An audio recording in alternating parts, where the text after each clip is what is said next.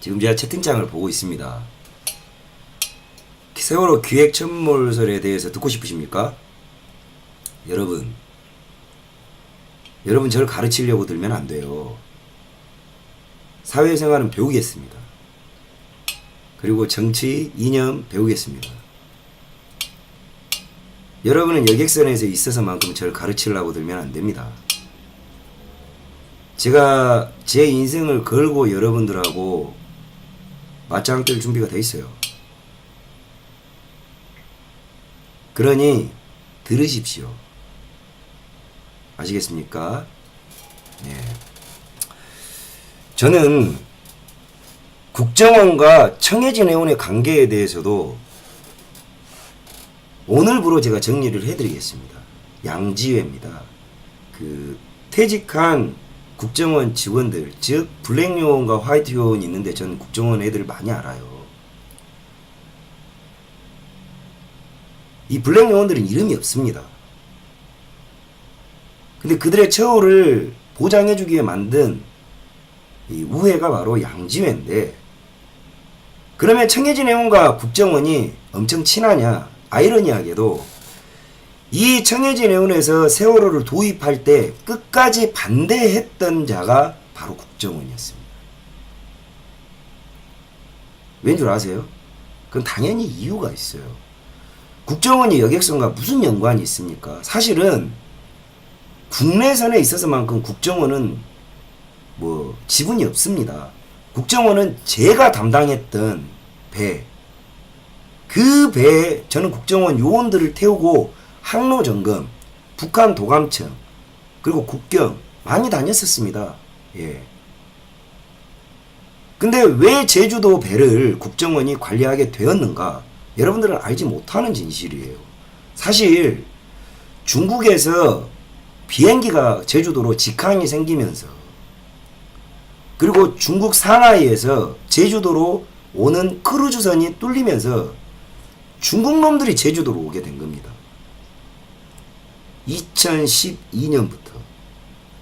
2011년이군요. 근데 그 중국 놈이라는 새끼들 안에 간첩 새끼들이 섞여 들어오는 겁니다. 즉, 옛날에는 인천을 통해 들어오던 간첩 새끼들이 중국으로 넘어가서 제주도를 통해서 인천으로 들어오게 된 겁니다. 그래서 국정원이 그것을 막아야 하는 거예요. 그래서 세월호가 들어오기 이전에 오하마너를 간첩이 실제로 잡혔는데, 이 간첩을 침투 루트를 보니 제주도에서 들어온 겁니다. 그래서 거기에 보안 항로 점검을 하게 된 거예요, 국정원이. 국정원 니들 이미 뒤져버렸지만 나한테 상 줘야 되는 거 아니냐? 내가 대신 이야기를 해주면, 아무리 이빨 빠진 족밥들이라, 죄송합니다 여러분, 아무리 이빨 빠진 껍데기라도 이런 이야기를 해줘야 합니다. 그래서 이 국정원들 입장으로서는 제주도에서 간첩이 들어오니 공무원들 다 아시잖아요. 일하기가 더 귀찮아진 겁니다. 그래서 이 한 대만으로도 귀찮아 죽겠는데 두 대가 생긴다느니 더 열받아서 끝까지 반대했던 게 바로 국정원이었습니다. 아시겠습니까? 자, 그럼 여러분들 기억하시죠? 국정원 보안 점검 리스트라고 여러분들이 그 체크리스트를 보셨을 건데, 그 체크리스트를 사무장이 작성한 겁니다. 죽은 사무장이. 그걸 가지고 언론과 이 기레기 새끼들과 문재인 일당들이 이 배가 국정원 소유다라고 주장을 하는 개껌 같은 이야기를 씹으렸는데 여러분은 믿었죠. 자, 그 체크리스트는 국정원이 시비거리를 건 거예요. 전 그 자리에 있었습니다. 그러니까 이거 없으니 입에 도입하지 마. 이거 없으니 입에 도입하지 마. 이거였던 거예요. 다른데 해경, 성급 모두 승인을 다 했는데 국정원만큼은 이 배가 도입되지 말길 바랬던 겁니다. 아시겠습니까? 그래서 항로 점검을 하면서 국정원이 이것저것 대도 안 한 것을 다 지적을 해놨던 거예요. 그 중에 하나가 육상에서 이 배를 램프를 바라보는 CCTV가 설치가 되어 있지 않으니 이 배 도입하지 마는데 배를 지적을 하면 선주가 이거를 처리해버리면 되는데 부두를 지적을 해버리니까 이 부두는 항만공사 소유란 말이에요. 그러니 항만공사에서 배째라 해버리니 세월호 사주인 청해진 해운이 난감했던 겁니다.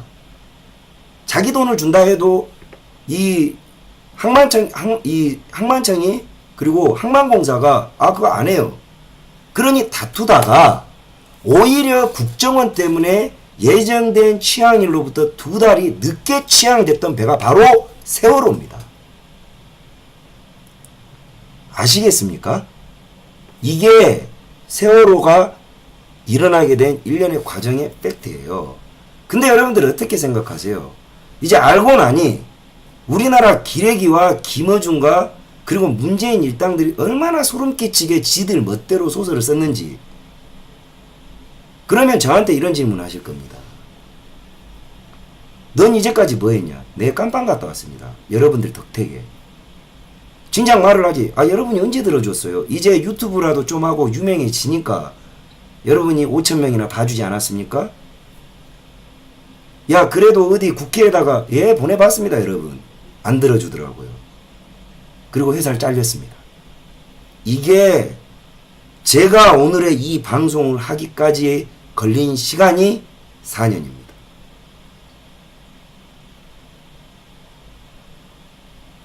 반드시 민주당은 저를 가짜뉴스로 고소해 주셔야 됩니다. 이해가셨죠? 오늘은 방송을 길게 조근조근 이야기하고 다 까겠습니다. 자, 이제 사고의 원인으로 들어가겠습니다. 바로 이제 좌초인데, 제가 이 항로 궤적 있죠? 이거를 안 보여드릴 수가 없습니다. 제가 예전에 그 뉴스타운에서 여러분들한테 많이 보여드렸어요. 이거를 세월호 사고는 이렇게 일어났다. 자, VTS 궤적입니다. 일명 낚싯바늘 턴인데, 자, 여러분들은 이것 또한 전문가의 의견을 전혀 듣지 않습니다. 가만히 설명해 드릴게요. 자, 먼저 이겁니다. 이걸 가지고 이제 뭐 자로니, 지로니, 조루니 하는 새끼들이 이야기를 하는데, 자, 이게 세월호 항로 궤적입니다. 이 부분입니다. 여기에서부터 뭔가 잘못된 것 같아요. 예. 쭉 왔더니 동력 상실되었고, 자, 문제는 이 부분에서 뭔가 전원이 상실됐어요. 29초겠죠. 자, 이 부분이 주목하셔야 될 부분입니다. 천천히 따라오세요. 네. 이 부분에 이제 전원이 상실되었어요. 딱 봐도 그렇죠. 예. 29초간 신호가 없다는 건 전기가 끊겼다는 이야기 아니겠어요. 그죠? 근데 갑자기 전기가 살자마자, 복구가 되자마자 배가 변침을 시작을 합니다. 잘 들으세요. 전원이 복구되었어요. 29초 후에 30초겠죠. 근데 그때부터 멀쩡히 온전히 오던 배가 그때부터 변침을 시작을 하네요. 그러더니 보통 항로 궤적을 이렇게 원만하게, 자, 이 마우스 따라오세요. 이렇게 턴서클 되고, 이 헤드라고 합니다. 헤딩이라고 하는데, 이 헤딩은 반드시 변침하는 쪽으로 이렇게 말아서 나사식으로 턴을 할 겁니다. 근데 자, 특이점이 보이죠? 이게 바로 배 선미 부분인데, 선미가 날라갔네? 이건 비전문가가 보여도 보이죠? 예. 자, 여기에서 배가 날라버렸어요. 자, 이거를 좀 더 좋은 그림으로 제가 보여드릴게요. 이런 항로만 보는 게 아니라.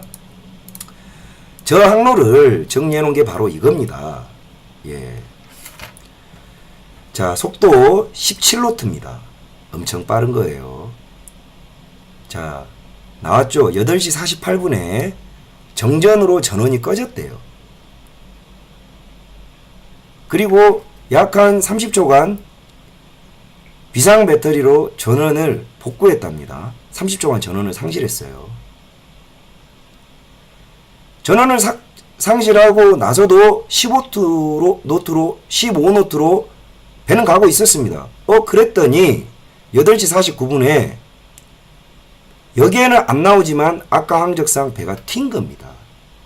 그리고 여기서부터는 동력을 상실했어요. 바로. 이건 급회전이 아닙니다. 여러분. 자, 이제 이야기는 이렇게 해야죠. 제일 중요한 건 무엇 때문에 전원이 상실되었냐. 이게 이 세월호 사건의 가장 큰 키워드입니다. 배는 맹골수도처럼 협수로를 들어가면 협수로 통항 절차 관리서라는 게 매뉴얼상 존재합니다. 그러니까 이제 배에서 비상 상황 대처 요령을 매뉴얼화 시켜 놓는데 그 시스템 매뉴얼 SMC라고 합니다. 그 시스템 매뉴얼을 제가 만들어요.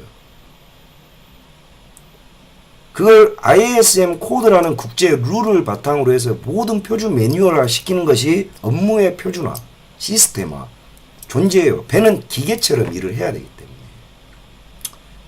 근데 거기에서 비상 상황으로 식별해 놓은 상황들이 15가지 됩니다.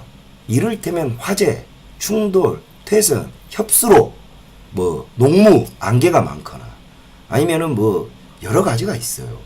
그 중에 하나가 바로 이 협수로 통항 절차인데, 그러면 이 협수로 상황에서는 반드시 비상 평상시도 아니고 비상 이머전시 포지션으로 다들 가 있어야 되는 거예요. 근데 이준석이는 배 집 방구석에서 자빠에 잤죠. 여기서부터가 에러인데, 그럼 평상시에 저 발전기가 꺼져도 문제가 될 텐데 비상 상황임을 인지하고 있는 상황에서 저 전원이 상실됐다는 건 명백히 저건 누군가가 저것을 조작했을 개연성이 있는 겁니다. 기획 침몰설은 여기에 들어가야 되는 거예요. 아시겠습니까? 누군가가 저 전원을 그때 당시에 당직 사관이 사망사라는 새파란 여자아이인데, 이 아이는 비상대응 어떤 요령이 전혀 없는 애입니다. 자, 사망사 당직 시간에 조류 협조가 빠른, 그리고 대처 능력이 현저히 떨어지는 그 시간에 누군가가 발전기를 껐다. 그럼 당연히 사망사는 당황할 것이고 이 배는 사고가 난다. 이게 성립이 되는 겁니다. 좋습니다. 그러면 저 발전기를 전원이 상실했다는 건, 블랙아웃은 배에서 발전기가 꺼져야 합니다. 이준석은 방에서 잤어요.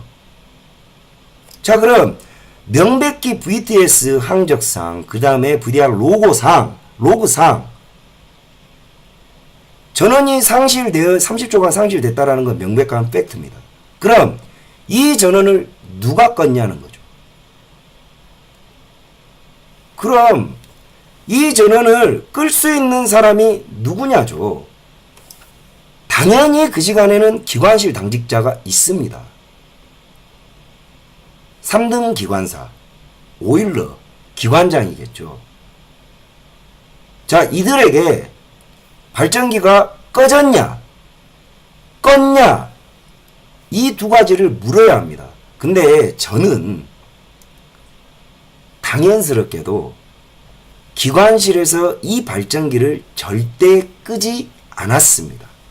그건 뒤에 이야기할 이야기하고 연계가 돼요.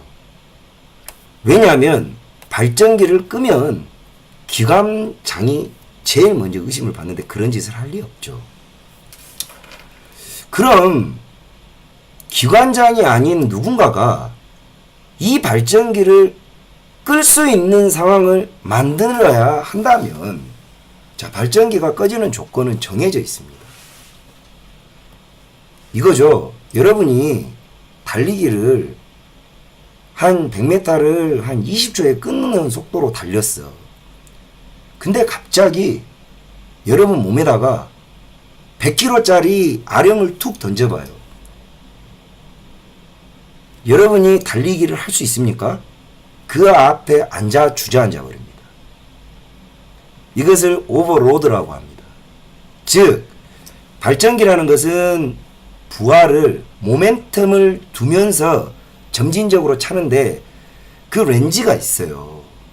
부하 로드를 차나가는 렌지가 존재합니다. 근데 급격한 서킷 오버로드가 걸리면 브레이크, 그러니까 ACB, 에어 서킷 브레이크라는 게 동력, 발전기가 발생시키는 전기를 선내 전원으로 연결시켜주는, 여러분 이 두꺼비집 있죠, 두꺼비집. 두꺼비집 차단기 같은 게 배에서는 발전실에 기관실 컨트롤룸에 있습니다. 이걸로 병렬도 하고 하는 건데 이 서킷 브레이크가 떨어져 버립니다. 자, 그러면 이 발전기가 감당이 불가능할 정도의 부하라면 배에서 엄청나게 많냐? 글쎄요. 저는 댕방에 이것을 압축할 수 있습니다. 뭐냐? 배에서 고부하 장치라는 건 여러분들이 켜는 형광등요, 코끼리 발바닥의 개미입니다. 코끼리를 자빨 때리려 그러면 코끼리를 죽일 수 있는 오한마 정도의 부하여야 하거든요. 그게 배에서 많지 않아요. 자, 윈드라스. 그 김어준이하고 신상철이가 씹으렸던 앵커 있죠. 앵커를 넣었다 뺐다 하는 그거를 캡스톤 윈드라스라고 합니다. 그 정도 장치. 자, 두 번째, 보우 스러스터. 배 앞에 보면 배를 붙일 때 프로펠러가 또 달렸어요. 이걸 전기 모터로 돌리는데 이거 고부하 장치입니다. 보우 스러스터. 그 다음에 선미에 달린 똑같은 윈드라스. 그리고 크레인. 자, 이것 정도가 고부하 장치인데 운항 중엔 얘들을 사용할 일이 없습니다. 없어요. 근데 딱 하나 존재합니다. 바로 스테빌라이저입니다. 이걸 자꾸 간과하시는데 이 스테빌라이저예요. 이 스테빌라이저가 제가 설명을 드릴게요.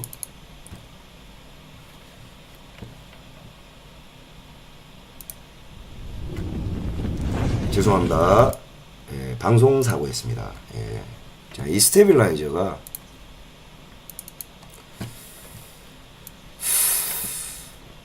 이렇게 보시면 돼요.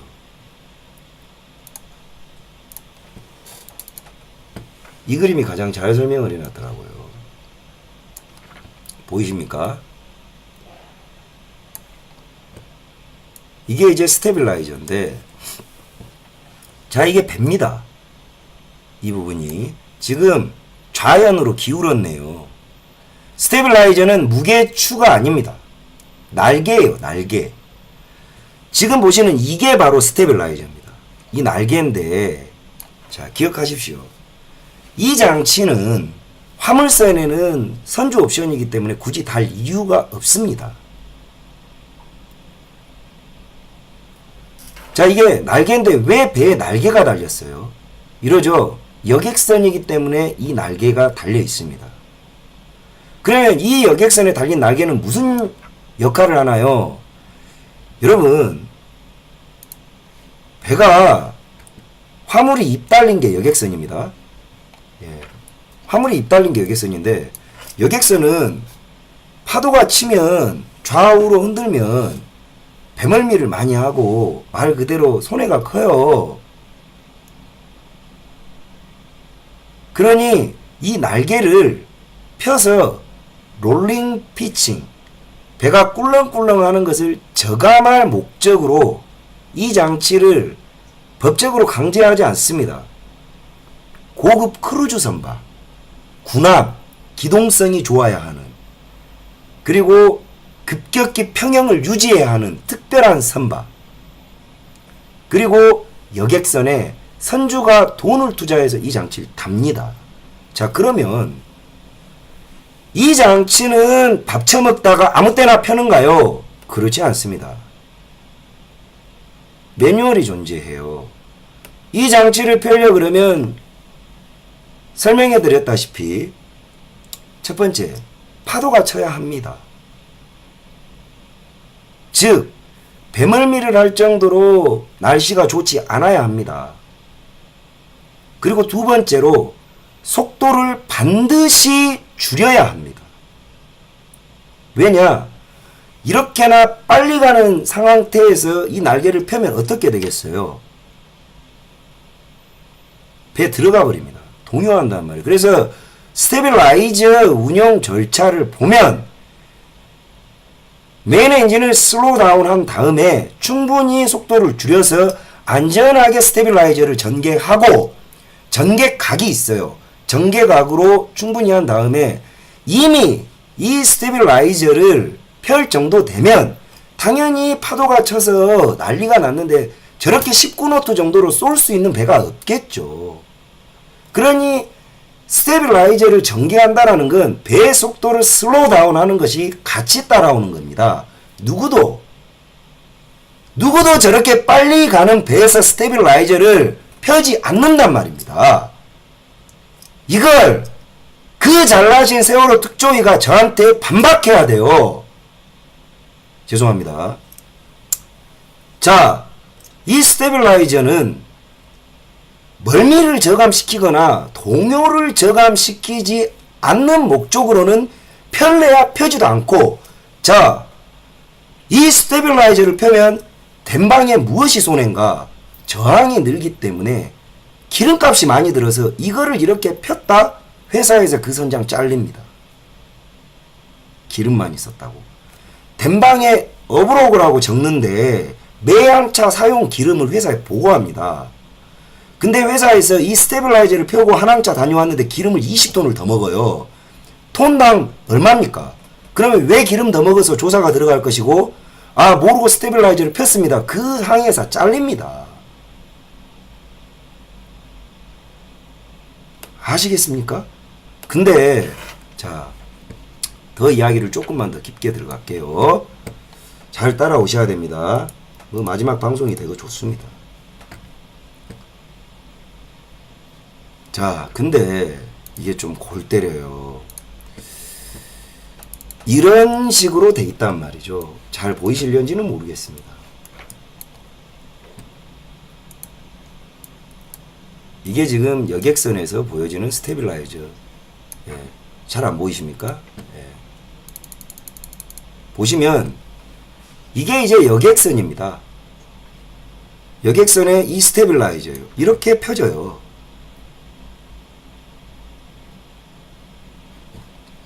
보셨죠? 다음,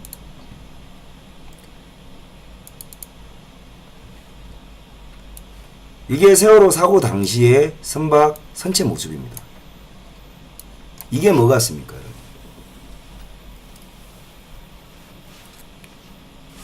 이게 뭐 같아요? 이게 세월호 스테빌라이저입니다.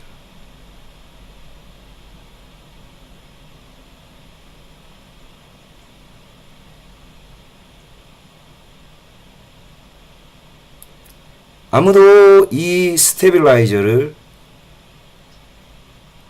궁금해하지 않습니다.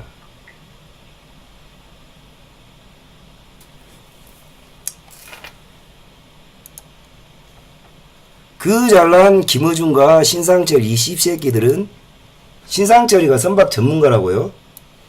그 선장도 못 달고 선장을 달아봐야 그런 새끼들은 전문가 축에도 못 깁니다, 여러분. 페인트 칠이나 하던 선장 새끼들이 뭘 알아요? 이게 이번에 건져 올린 세월호입니다. 이게 뭡니까?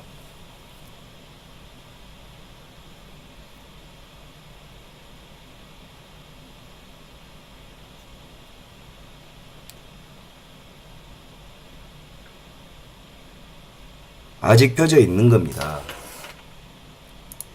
자, 그럼 이야기를 되돌아가겠습니다. 여러분은 무엇에 속았냐? 이 발전기가 블랙아웃 된 건 19노트예요. 정확히는. 그리고 문제는 거기에 이걸 더해야 됩니다. 우리가 순조와 역조의 차이를 알아야 하는데, 순조는 배가 가는 방향으로 뒤에서 밀어주는 조류입니다. 역조는 앞에서 들어오는 조류예요. 이 맹골수도라는 위치는 제가 선박생활, 기관장 생활 할 때 거길 자주 다녔는데, 순조도 위험하고 역조도 위험합니다. 왜냐하면 조류가 빠르면 타가 안 먹어요. 타가. 조양이 잘 안 먹습니다. 2도 돌리면 10도 돌아가는 게 이 조류 때문이에요. 당연하겠죠. 이 물리를 좀만 알면 알겠죠. 유체공학을. 근데 17노트인데 역조가 6노트인 곳에서 17노트는 잔잔한 바다의 17노트하고는 완전 틀립니다. 무슨 차이냐? 기존의 17노트 플러스 부하 6노트를 치고 나가는 거예요. 이쪽에 밀고 있는 걸 밀어서 17노트를 냈다라는 건 이 배가 평상시보다 평상시 70%로 운전을 한다 그러면 앞에서 밀어내는 역조를 치고 나가는 건 이 배가 평상시보다 90%의 엔진 출력을 사용하고 있었다는 겁니다.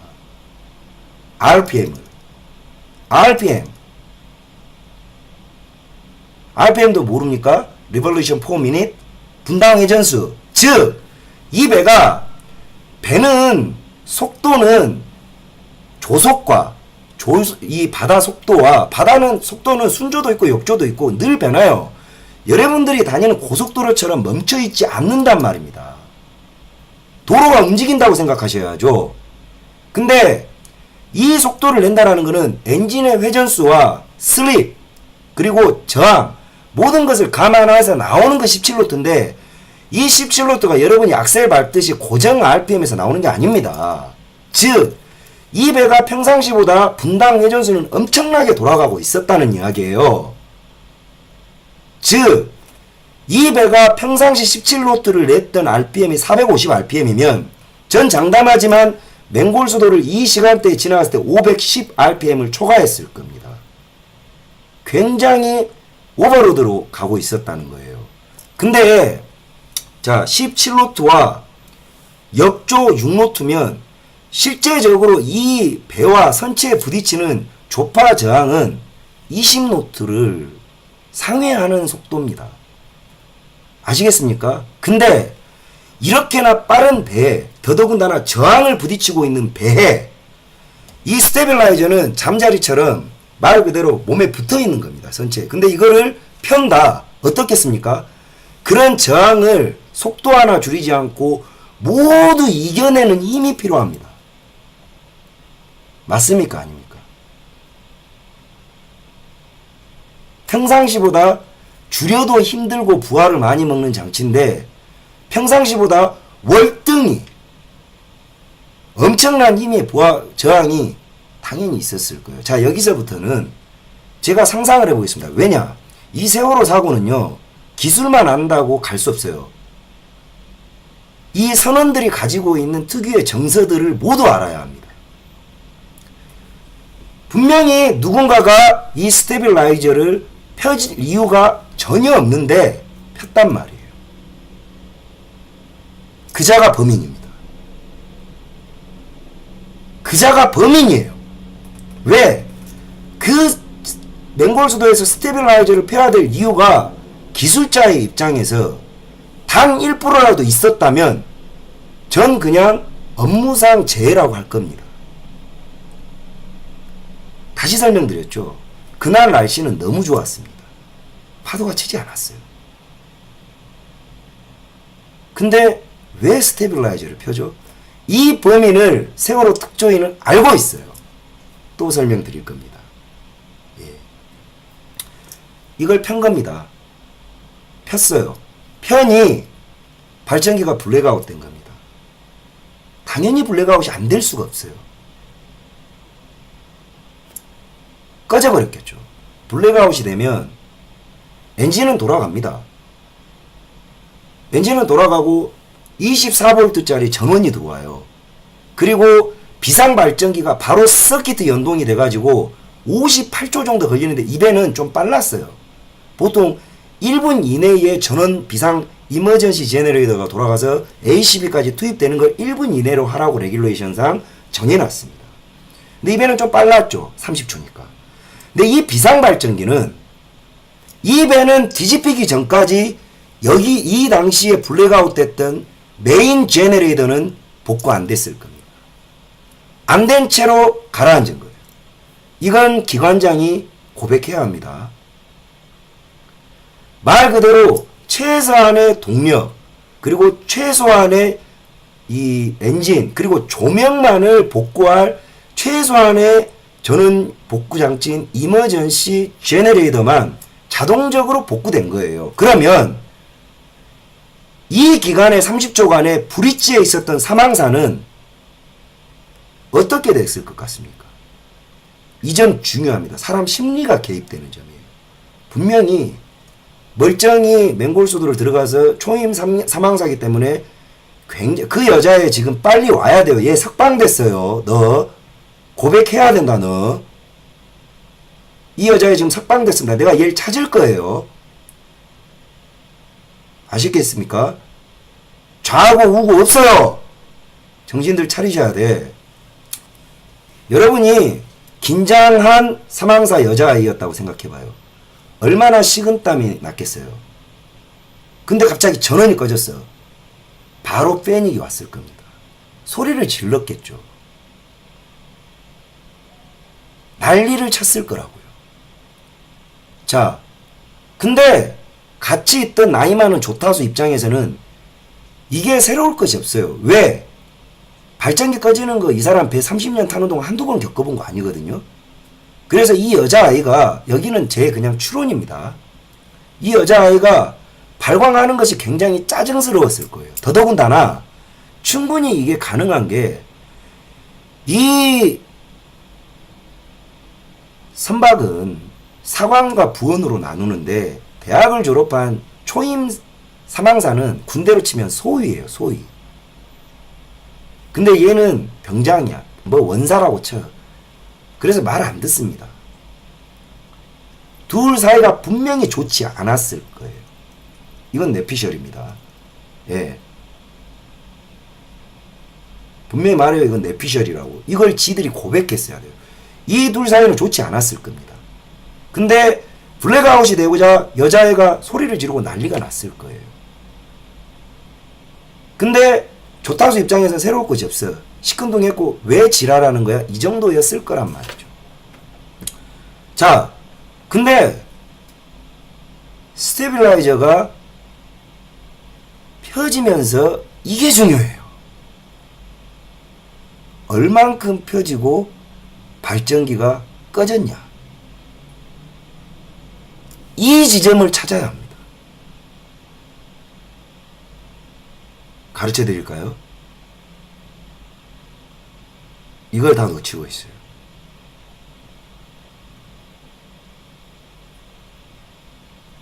스테빌라이저는 다 폈어요. 보여주고 있지 않습니까? 왜? 비상발전기의 전원으로는 스테빌라이저를 펼 수 없습니다. 그러면 기동하다가 펴졌다면 저 180도가 되지 않아요. 펴진 기동한 채로 저 배는 가라앉아 있어야 됐습니다. 다 폈어요. 자, 그러면 뭐 때문에 꺼졌지? 다 폈는데 너무 이걸 잘 안다는 거예요. 명백히 기획사고입니다. 즉 여러분은 스테빌라이저가 각도 조절이 가능합니다. 즉 배가 진행되는 방향으로 가장 부하를 덜 먹는 각도로 스테빌라이저를 전개하고 각도를 변형시켜 버렸다면 두 가지 조건을 만족시킬 수 있어요. 하나는 블랙아웃을 만들어냄과 동시에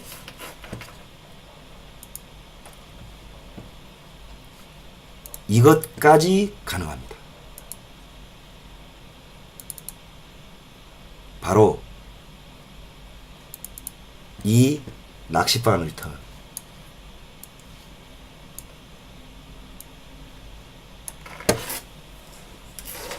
이 부분입니다. 이 부분.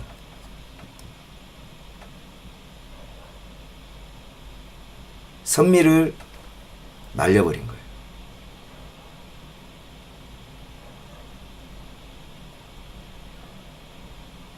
이 각도는 조타기로 도저히 만들어낼 수 없는 각도입니다. 어떻게 만들어내죠? 전국에 계시는 화물선 선장님들, 이 배가 이렇게 원만히가 아니라 이 선미가 이 각도에서 날아가 버렸습니다. 그냥 사실은 여기에서 이 정도의 각도로 거의 90도 이상을 날아갔어요. 선미가. 자, 제가 행동으로 보여드릴게요. 좋은 예가 있어요. 아, 이게 적절할지는 모르겠습니다만은 적절한 예가 없네요. 예산이 없는 관계로다가 이게 배라고 칩시다.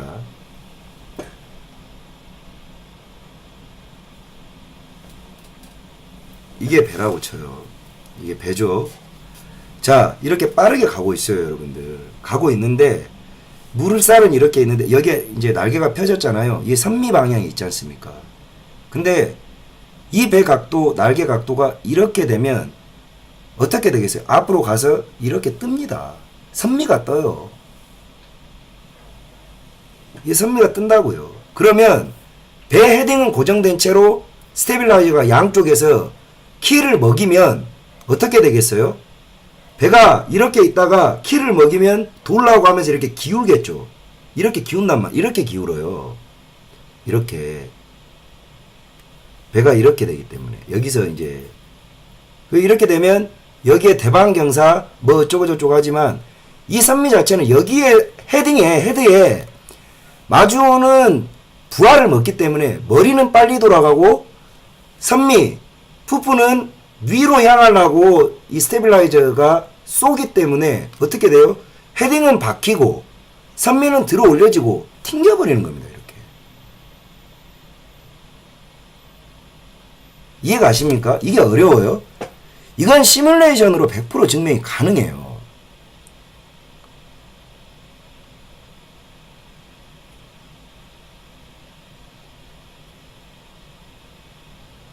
즉 자동차를 앞브레이크를 잡아놓고 후륜을 돌리는 역할하고 똑같은 겁니다. 그래서 이 낚싯바늘 턴이 가능한 거예요. 이걸 갖고 김어준이가 엔카를 꼽았네 어쩌네 지랄을 하는데 엔카는요. 엔카로 배를 침몰시킬 정도 되려 엔카 그냥 끊어져요. 이 콧구멍 파는 거하고 똑같아요. 저 미친 새끼들 자로니 뭐니. 여기가 그래서 날아간 겁니다. 다시 한번 설명드릴게요. 자, 이렇게 갑니다. 분명히 말씀드렸어요. 역조입니다. 이렇게 오고 있고 이 배는 미친듯이 밀어요. 자, 여기에서 이렇게 미는데 배 키를 평상시적으로 5도를 썼는데 어떻습니까?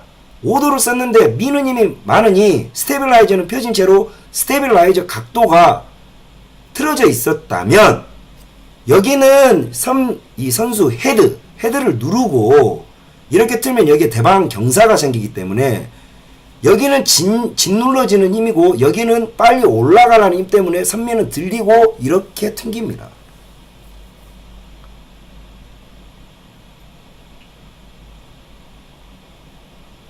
자, 이것도 이해가 안 되면 그냥 가서 문재인 펜칼 넣으시고요. 우리 아들도 이해한 겁니다. 이게. 자동차 좋아하시는 분들은 앞 브레이크를 밟아놓고 후륜으로 이빠이 엑셀 밟는 거하고 똑같은 겁니다. 자, 그렇게 했더니 배가 이제 2차적으로 이렇게 해서 이 낚싯바늘 변침 과정은 충분히 누군가가 기획이 가능하겠어요? 안 가능하겠어요? 누가 스테빌라이저를 폈냐? 일항사입니다. 전 100% 일항사예요. 그건 아무나 못합니다. 그 인간이 사주를 받은 자라면 그건 기획 침몰이에요.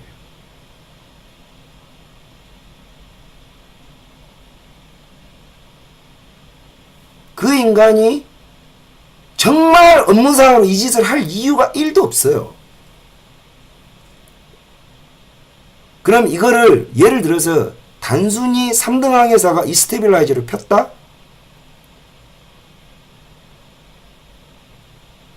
그러면 3등 항해사의 업무상 실수냐? 난 3등 항해사가 폈다는 것도 못 믿겠지만 그렇다고 해서 이 스테빌라이저가 이 좌초, 아직 전복 아닙니다. 좌초의 원인을 비켜갈 순 없는 겁니다. 세월호 유가족들은 보고 싶은 거를 보지 마세요. 애들이 죽었잖아요. 자, 이렇게 하니 여러분 어떻습니까? 좀 쉬어갑시다. 벌써 1시간 반을 방송을 한 것 같은데 이게 추리 같습니까? 전혀 그렇지 않아요. 제가 10년 동안 이 바닥에서 밥 처먹고 했던 일이 바로 이 일입니다.